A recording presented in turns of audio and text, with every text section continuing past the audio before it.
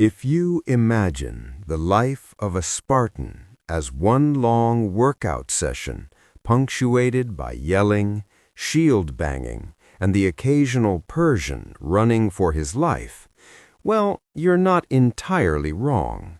But behind the popular image lies a complex society built on discipline, sacrifice, and an ironclad loyalty to the collective. Sparta was not simply a city-state. It was a high-pressure human forge designed to produce the toughest infantry the ancient world had ever seen. Let's journey into that world and walk, barefoot, obviously, through the life of a Spartan from birth to death. Birth, where your life is judged before you even know you have one. Sparta had a simple rule. If a new baby wouldn't grow up to be useful to the state didn't waste resources on it. Newborns were inspected by a council of elders known as the Gerousia. These men, old, stern, and probably allergic to smiling, would check whether the infant looked healthy and strong. If the baby was sickly, deformed, or too weak, the elders ordered the child to be taken to Mount Taygetus, a rocky cliffside area associated with exposure. To put it bluntly, Spartans didn't do participation trophies. A child allowed to live immediately became part of the state's long-term military investment. This wasn't about cruelty. It was about keeping a tightly controlled population of elite warriors. Their entire society ran on the principle that only the strongest survived, and only the strongest were worth raising.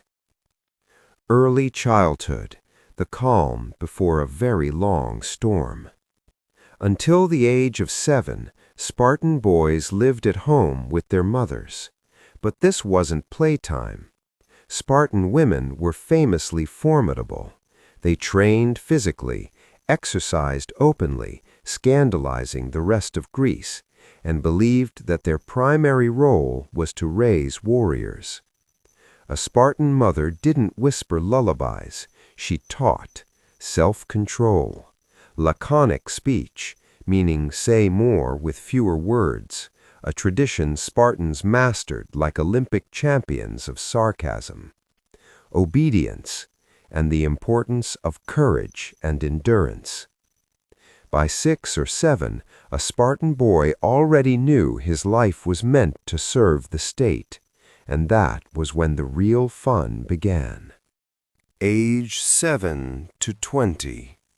The agoge, the hardest childhood on earth. The agoge was Sparta's famous state-run upbringing system, the boot camp that turned children into soldiers. Think boarding school, but with fewer snacks and more organized suffering. Daily life in the agoge. Boys were separated from their families and assigned to herds, agelai.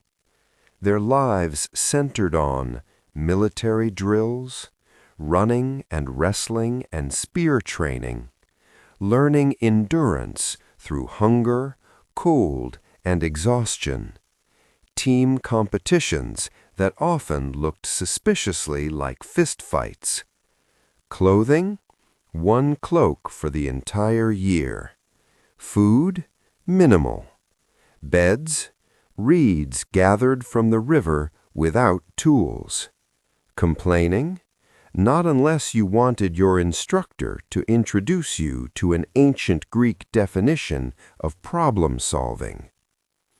The art of survival. Stealing food was encouraged. Why? Because it taught cunning. Getting caught? That was the real crime. Spartans didn't just train boys to fight. They trained them to endure, adapt, and outsmart. the Crypteia, Sparta's most shadowy institution. The most promising students were recruited into the Crypteia, a kind of secret police. Assignments included surviving alone outdoors with only a knife, patrolling the countryside, monitoring the helot population, and eliminating potential threats. Was it brutal? Yes. Was it part of Sparta's social order? Absolutely. This system maintained control over the helots and hardened young men into ruthless, fearless warriors. Adulthood, becoming a full Spartan citizen. At age 20, a Spartan man entered the army, but he wasn't considered a full citizen yet. Citizenship required approval from existing members of his Syssitia, mess group. This wasn't a casual dinner club. Membership meant eating together daily, training together, serving together, trusting each other with your life. If your Syssitia didn't vote unanimously to accept you, you were out permanently. It was the ancient equivalent of an exclusive, slightly homicidal fraternity. Marriage in Sparta. Spartan men usually married around age 20, but they didn't live with their wives until around age 30. Before that, they had to stay in the barracks. In fact, newlyweds often met in secret.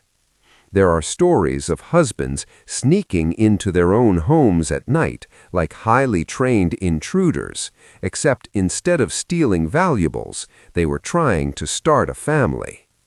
Spartan romance was unconventional. The Spartan army, the spear wall that terrified the ancient world. Sparta's entire reputation rested on its infantry, and they earned that reputation. Training. Training didn't stop at adulthood. It intensified. Spartan soldiers drilled constantly. Phalanx formation, shield coordination, spear and sword exercises, endurance marches. They were expected to maintain peak physical condition well into their 60s. Equipment. Spartans carried a long spear, a dory, a short sword, a xiphos, a round bronze shield, a hoplon, and bronze armor, sometimes abandoned in later centuries for mobility.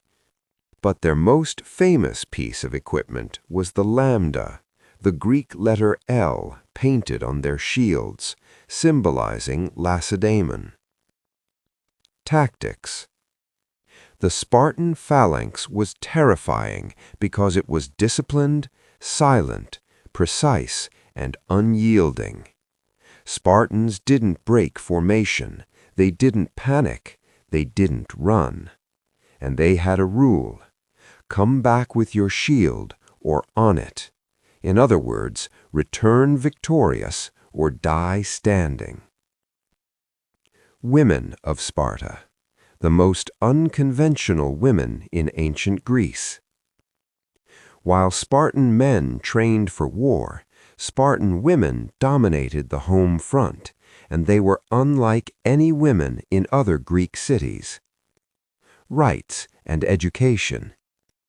Spartan women received education, rare in Greece, trained physically, running, wrestling, throwing javelins, controlled property, sometimes owning huge estates, spoke freely in public, had enormous influence in the household. They were expected to be strong, healthy, independent, and outspoken. Other Greeks thought Spartan women were too free. Spartans thought other Greeks were too soft. A Spartan mother's reputation. Spartan mothers were legendary for their toughness. They encouraged bravery above all else.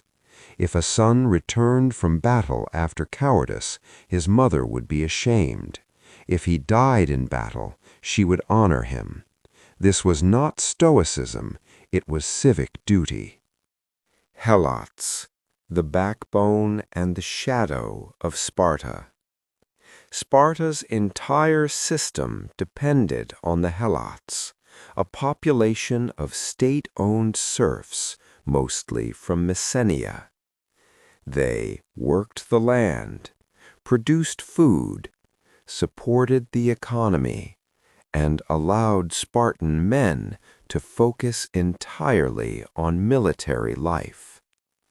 Helots outnumbered Spartans massively, sometimes by 10 to 1. This was why Spartans lived in constant fear of rebellion and maintained strict surveillance systems like the Crypteia. Relations between Spartans and Helots were tense, often violent, and always controlled. A strange blend of monarchy, oligarchy, and democracy. Sparta had one of the most unusual governments in Greece. 2 kings. Yes, 2. They came from 2 royal families and ruled simultaneously. Their duties included leading armies, performing religious rituals, and acting as stabilizing symbols. Gerousia, a council of 28 elders over age 60, plus the 2 kings. They proposed laws and acted as a high court. Ephors, 5 elected officials with huge power. They oversaw education, supervised kings, managed foreign policy, and could even prosecute a king. Assembly, made up of Spartan citizens. They voted by shouting. Efficiency, Spartan style. Economy. No coins, no luxury, no problem. Sparta banned gold, silver, and unnecessary luxury. They used heavy iron money, simple clothing, strict limits on wealth, communal meals, and shared lifestyles. Wealth inequality still existed. Land ownership varied, but the culture discouraged displays of wealth. The true currency of Sparta was honor and military excellence. Daily life. Discipline disguised as routine. A Spartan's day was structured around order and physical training. For men, morning exercises, drills or patrols, shared meals, weapon practice, discussions about war, tactics, and discipline. Recreation, debating, singing battle songs, and trying not to annoy your commander. For women, athletics, house management, property administration, raising children, and participating in choruses and festivals. They were expected to be strong, because strong mothers, according to Spartan belief, produced strong sons. War. The environment where Spartans became legends. Spartans were famous for fighting few wars, but fighting them with unmatched discipline. Thermopylae. Leonidas and his 300 became icons of defiance. This battle wasn't about victory. It was about holding the line long enough for Greece to mobilize. Peloponnesian War. Sparta defeated Athens after nearly 30 years of conflict. This victory made Sparta the dominant power in Greece. Briefly. Decline. After the Battle of Leuctra, 371 BCE, Thebes broke the Spartan phalanx. Their power faded, but their legacy survived. Death and memory. What Spartans left behind. Only two kinds of people earned marked graves in Sparta: men who died in battle, and women who died giving birth to future warriors. Everyone else got simple burial practices, but their memory lived on through their military discipline, their laconic humor, their political oddities, and their fearsome reputation. Even centuries later, Spartan still means minimalist, disciplined, tough, uncompromising. Conclusion: the Spartan experiment in human toughness. The life of a Spartan was harsh, controlled, demanding, hyper-focused, brutally efficient. But it created a society that became a legend. They were not philosophers like the Athenians. They were not artists, traders, or sailors. They were soldiers, by design, from birth to death. Their world was built on sacrifice, unity, and discipline so absolute that even modern militaries raise their eyebrows and mutter, "All right, calm down." Yet for all its harshness, Spartan society fascinates us because it asks the eternal question: what happens when a society chooses strength above everything else?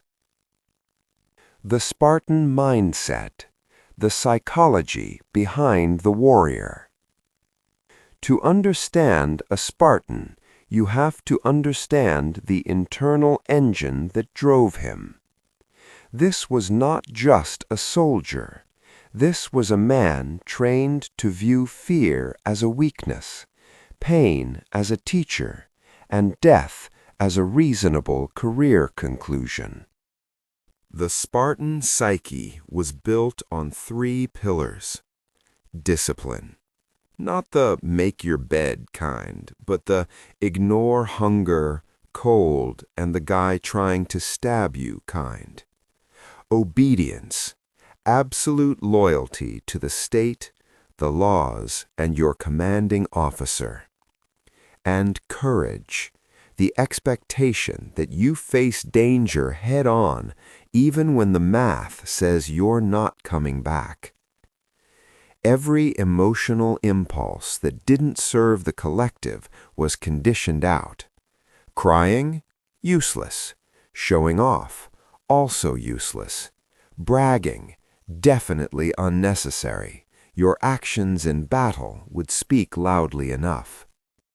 This mentality became so ingrained that ancient writers described Spartans as walking embodiments of order, men who executed commands with mechanical precision, yet remained fiercely proud of their city. Education beyond warfare. What Spartans actually learned. Contrary to popular belief, Spartans weren't uneducated brutes. They just didn't waste time on subjects that wouldn't help them win wars or run their society. Reading and writing.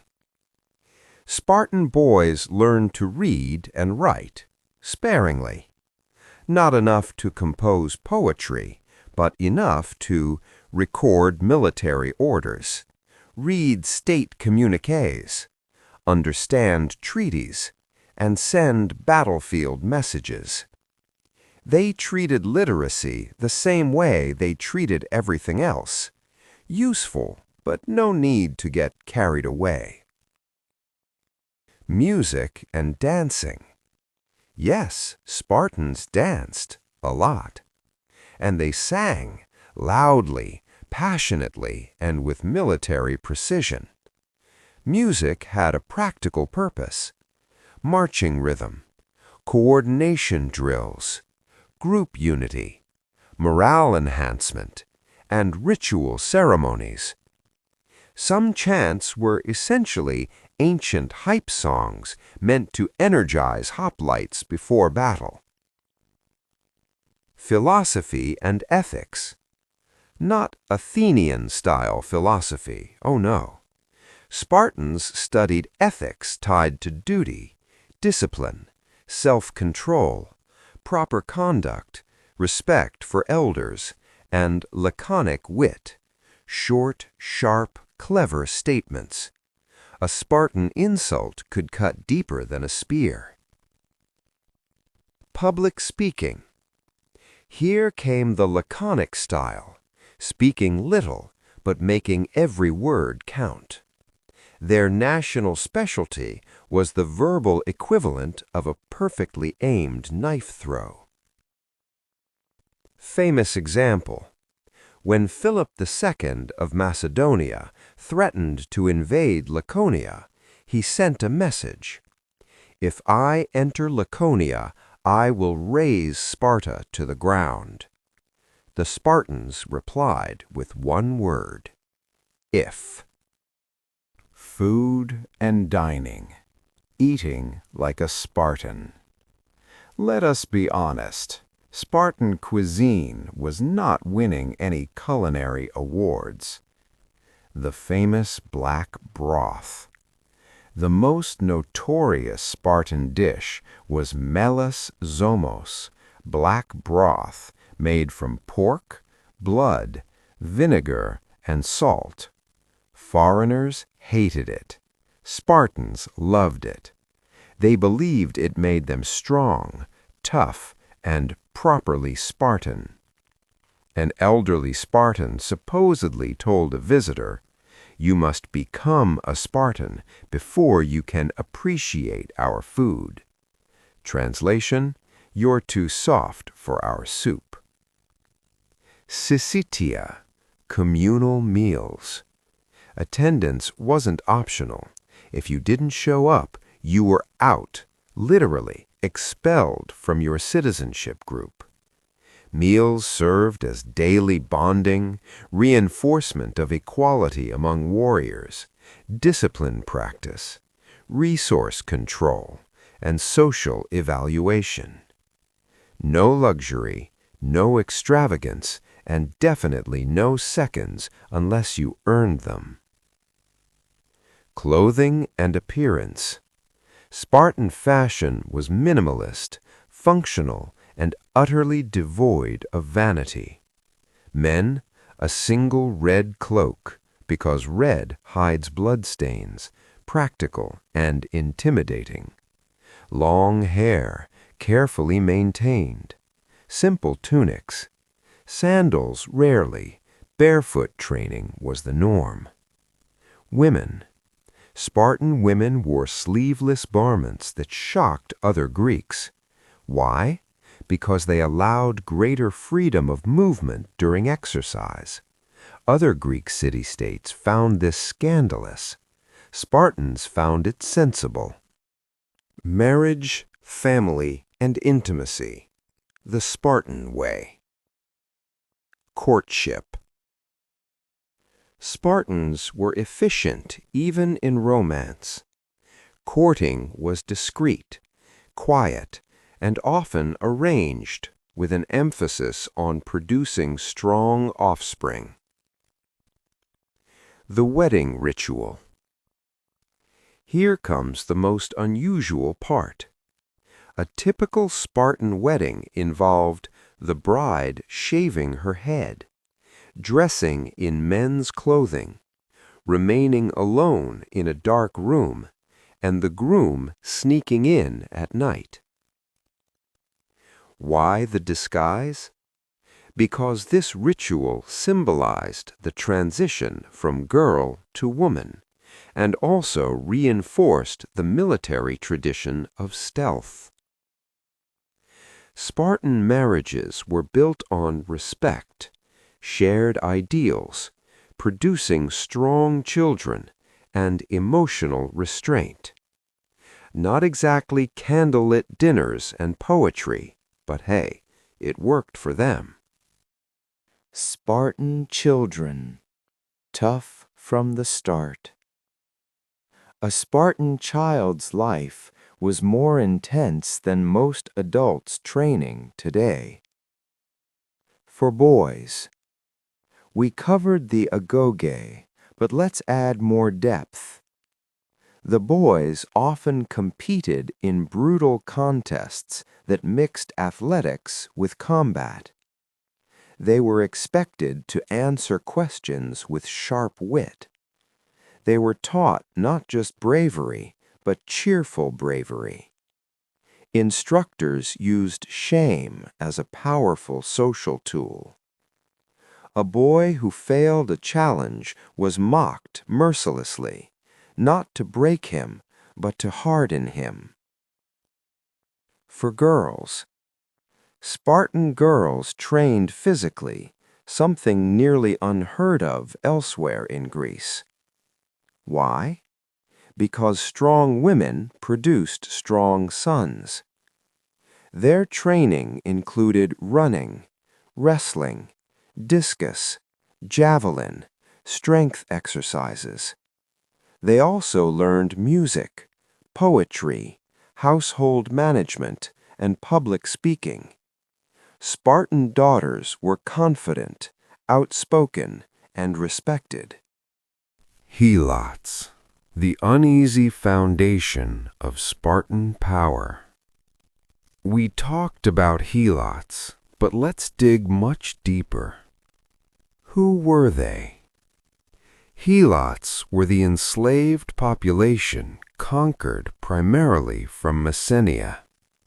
They were not personal slaves, but state-owned serfs assigned to work land allotted to Spartan citizens. Daily life of a helot. Helots farmed, harvested, produced goods, and served as domestic workers. Their duties included growing grain, maintaining vineyards, raising livestock, producing food for Syssitia, and serving as attendants in wartime. They were brutally oppressed. Sparta's stability depended on intimidation. Annual declaration of war.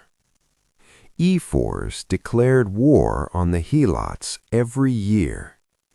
This allowed Spartans to kill Helots without religious penalty. A charming tradition, really.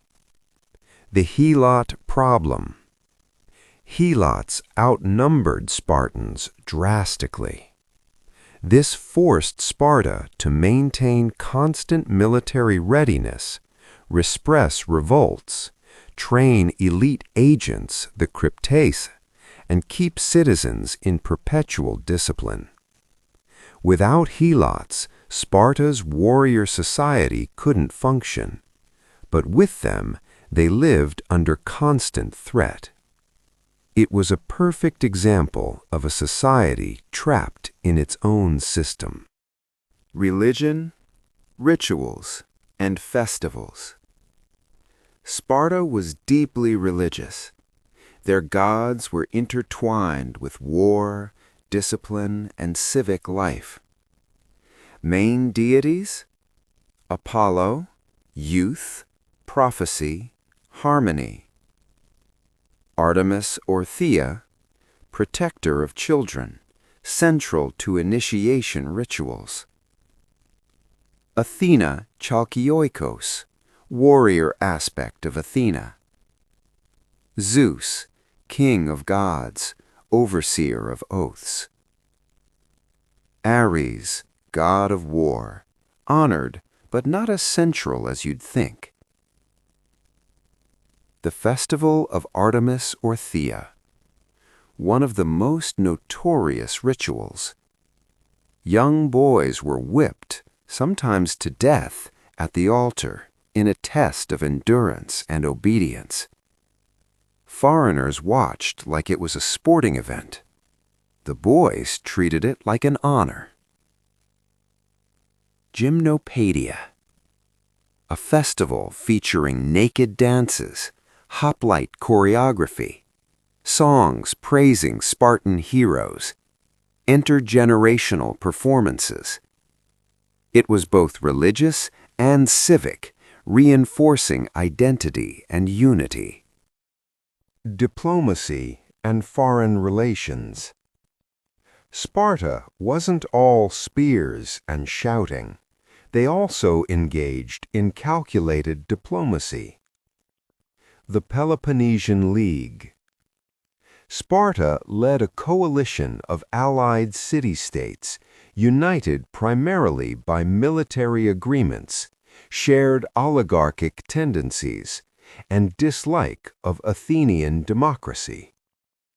This alliance allowed Sparta to build a defensive shield around the Peloponnese. Foreign policy. Their diplomacy was cautious, conservative, slow to change, and based on honor and tradition. They avoided unnecessary wars, but committed fully when they fought. The Spartan Navy, the late adaptation. For most of its history, Sparta was a land power. Their navy was small and mediocre. But during the Peloponnesian War, they adapted. With financial support from Persia, they built a fleet strong enough to challenge Athens. Ultimately, Sparta won the war not just on land, but also at sea. Everyday objects, the tools of Spartan life. Let's take a closer look at what filled a Spartan's everyday world. Weapons. Dory, spear, primary weapon. Xiphos, short sword, for close combat. Kopis, curved blade, secondary, sometimes favored. Hoplon shield, iconic, heavy, and symbolic. Armor. Early armor included bronze breastplates, helmets, greaves. Later, Spartans adopted lighter armor for mobility. Household items. Spartan homes were simple: clay cups, basic wooden furniture, bronze utensils, woven blankets, pottery without decoration.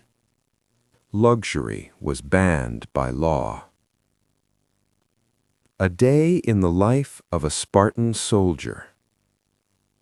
Let's walk through a typical day for an adult soldier. Before dawn. Wake up without being called. Cowards needed instructions. Spartans didn't. Morning drills. Running, wrestling, weapons practice. Communal breakfast. Black broth with bread. Inspections.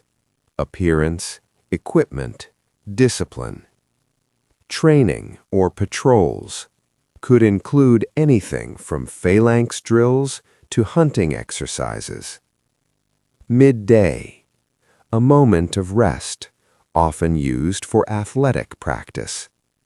Syssitia dinner, shared meals, discussions, evaluation of conduct. Evening, strategy conversations, storytelling, singing war songs. Night, light sleep, quick to wake. A Spartan valued alertness more than comfort. Spartan warfare in detail. Training for battle. This was continuous.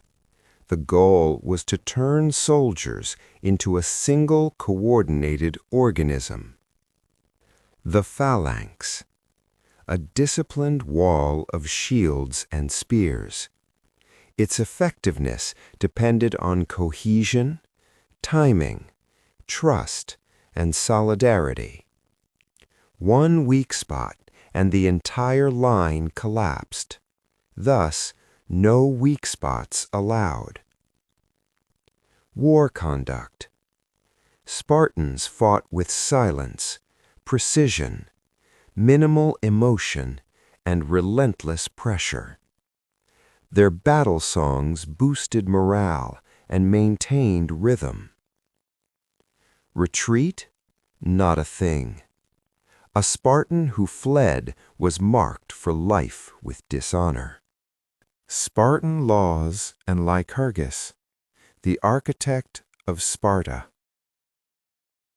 Sparta credited its entire system to the semi-legendary lawgiver Lycurgus.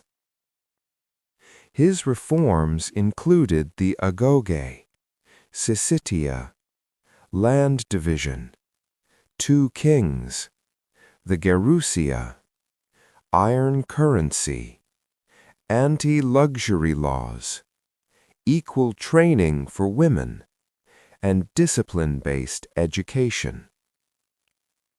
Though historians debate whether he was real, his influence shaped centuries of Spartan life. The fall of Sparta, the beginning of the end. Sparta's decline came from several factors. Demographic crisis, too few Spartan citizens. Economic inequality. Despite laws, wealth concentrated in few hands. Helot revolts.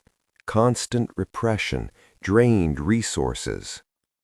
The Battle of Leuctra, 371 BCE. Thebes shattered Spartan military supremacy. Conservatism, refusal to adapt to new warfare methods. Even after decline, the Spartan reputation for toughness survived and still fascinates the modern world. The Spartan legacy. The world remembers Sparta for military excellence, discipline, laconic wit, women's empowerment, unique government, and unbreakable unity. Their society was extreme, uncompromising, and far from perfect, but unforgettable. Spartan training, mastering the art of pain and precision. If you ever wondered what transformed Spartan soldiers from ordinary humans into disciplined, steel-minded warriors, the answer is simple: endless, deliberate discomfort. Training sessions were designed not just to build strength, but to annihilate weakness. Endurance over glamour. Spartan exercises were not flashy or impressive in the traditional sense. They did not care about looking strong. They cared about being strong. Endless running across rough terrain, barefoot marches, often in scorching heat, breath control drills for long battles, shield-bearing exercises that punished posture mistakes, wrestling in sand, mud, or sometimes freezing riverbanks. They trained like men who believed war was waiting behind every tree, because in Sparta it practically was. Pain as instruction. A Spartan instructor didn't raise his voice, he raised expectations. If a boy groaned during a drill, he learned to groan louder internally, never externally. Pain was information. Discomfort was guidance. Exhaustion was simply the next step. The spear and the shield. The dory, spear, was the heart of Spartan combat. Training focused on thrusting in tight rhythm, coordinating with neighboring shields, maintaining perfect spear angles, and responding to commands instantly. The hoplon, shield, however, was sacred. It symbolized the group over the individual, the collective over the ego. A Spartan could return without his helmet, but not without his shield. The code of honor, how Spartans measured worth. The Spartan honor code wasn't something written in law. It was carved into the soul through constant reinforcement. Courage above life. Honor demanded bravery in all circumstances. In training, in battle, in daily life, in speech, in self-control. To hesitate was human, but Spartans weren't trying to be merely human. Equality among warriors. Though economic inequality eventually caused problems, early classical Sparta prided itself on relative equality among citizens. A good Spartan shared hardships, respected elders, put duty first, lived simply, and trained relentlessly. A Spartan's reputation in his Syssitia meant everything. If he acted dishonorably, his group could vote him out, a civic death sentence. The shame of cowardice. Cowards were identifiable by law, forced to wear mismatched clothing, forbidden to grow a proper beard, publicly mocked, excluded from political life, and shunned socially. In a society built on unity, there was no worse fate than isolation. Let's dive deeper into how Spartans fought, not the Hollywood version, but the real thing. Phalanx mastery. Most Greek states used phalanxes. Spartans perfected them.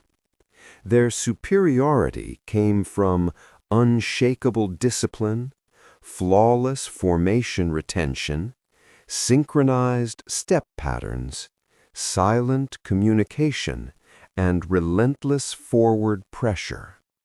They moved as one living wall of bronze and muscle.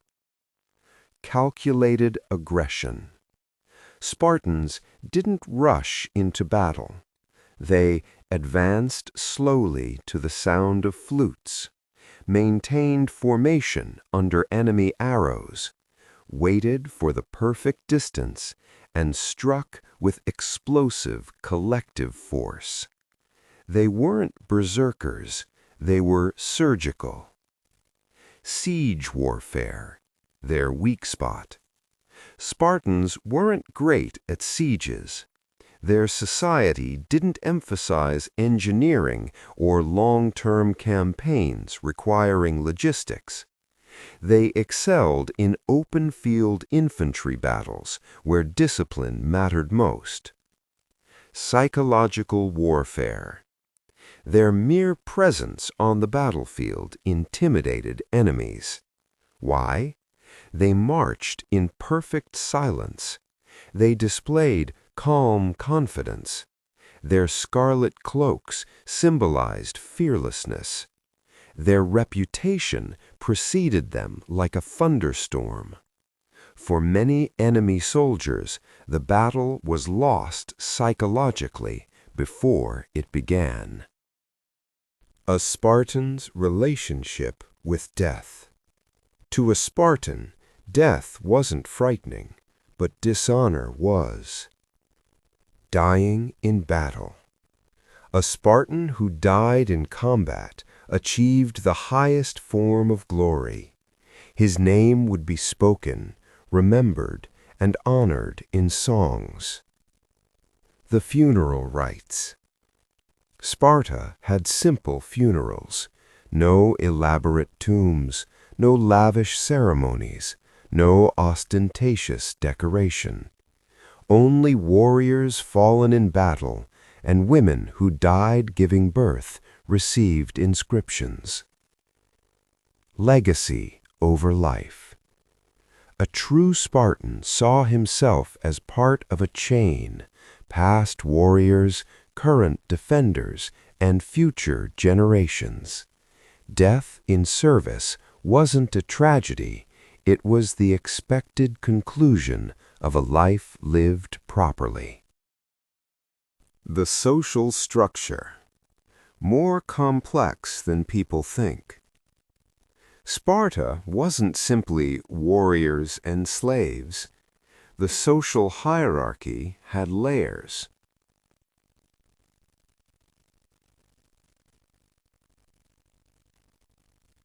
Spartiates, full citizens. The elite warriors allowed to vote, serve in government, own land, and participate fully in the Syssitia. They dedicated all their time to training and governing.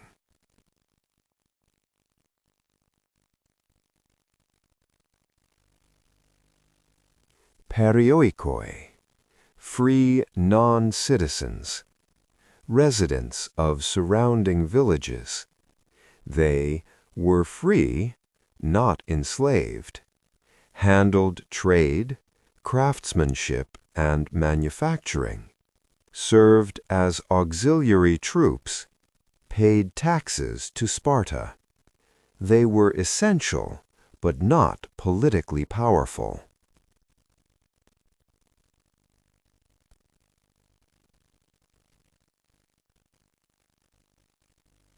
Helots, state serfs, the agricultural foundation. Their labor fed the Spartan war machine. This three-tiered system created stability and tension. Women, the fierce counterbalance to Spartan severity. Spartan women weren't silent shadows. They were outspoken, respected, and occasionally feared. Women and property. Remarkably for ancient Greece, Spartan women could inherit land, manage estates, control wealth, sue in court, and make financial decisions. At one point, Spartan women owned around 40% of the land, unprecedented in the ancient world. Public presence. Spartan women spoke openly in public assemblies and festivals. Their sharp wit became legendary. Example: when a foreign woman said, "Spartan women are the only women who rule men," a Spartan replied, "Spartan women are the only women who give birth to real men." A bit bold, but Spartan boldness was famous. Spartan arts, not absent, just purposeful. Sparta wasn't devoid of culture. Their arts were functional. Poetry, They composed battle hymns, marching songs, and choral pieces. Singing. Training included vocal performance, essential for synchronized marching. Festivals. Dances, rituals, theatrical displays, all with military undertones. Craftsmanship. Though Periokoi handled most production, Spartan crafts were sturdy and practical. Other Greek states had strong opinions about the Spartans, not always flattering. Athenians admired their discipline but mocked their simplicity. Corinthians respected their reliability in alliances. Persians feared them deeply for good reason. Travelers often found Spartans blunt, intimidating, lawful, shockingly egalitarian, impossibly disciplined. Not exactly party animals, but incredibly impressive. A narrative glimpse, day one of a Spartan's first battle. To bring everything alive, here's a short immersive scene. The sun rises over the dusty plain. The Spartan soldier stands in the second row of the phalanx, shield locked tight, spear angled forward. His heart beats, slow, steady, trained. No fear, only readiness. The flute begins its rhythm. Step, step, step. Arrows fall. The formation doesn't break. He does not raise his shield. He keeps perfect unity. 50 meters. The enemy line trembles. 30 meters. They shout. Spartans stay silent. 10 meters. The world narrows to the sound of breathing. Doris, the commander calls. Spears drive forward as one. The impact is thunder. The world becomes bronze and dust, blood and discipline. And the young Spartan realizes this is exactly what he was made for. Closing thoughts. Sparta was not a paradise. It was not a society anyone today would want to live in. It was harsh, unforgiving, and built on constant discipline and control. But it was also uniquely efficient, incredibly cohesive, astonishingly resilient, and psychologically fascinating. The Spartan experiment remains one of the most extraordinary social systems in human history. Sparta was a world built on discipline, sharpened by hardship, and held together by an unbreakable belief in duty.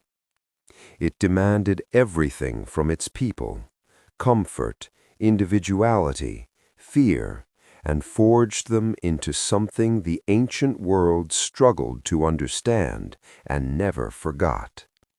Its warriors stood not because they loved war, but because they were shaped to protect the very idea of Sparta: unity, strength, endurance. Its women carried pride like armor. Its laws carved order into every corner of life. Its legacy traveled far beyond its borders, surviving not in marble, but in memory. In the end, Sparta teaches one thing above all. A society can choose strength, but it must pay the price for it, in sweat, in sacrifice, and in the stories left behind. And that story, forged thousands of years ago, still echoes whenever we speak of courage, discipline, and the fierce will to stand unbroken.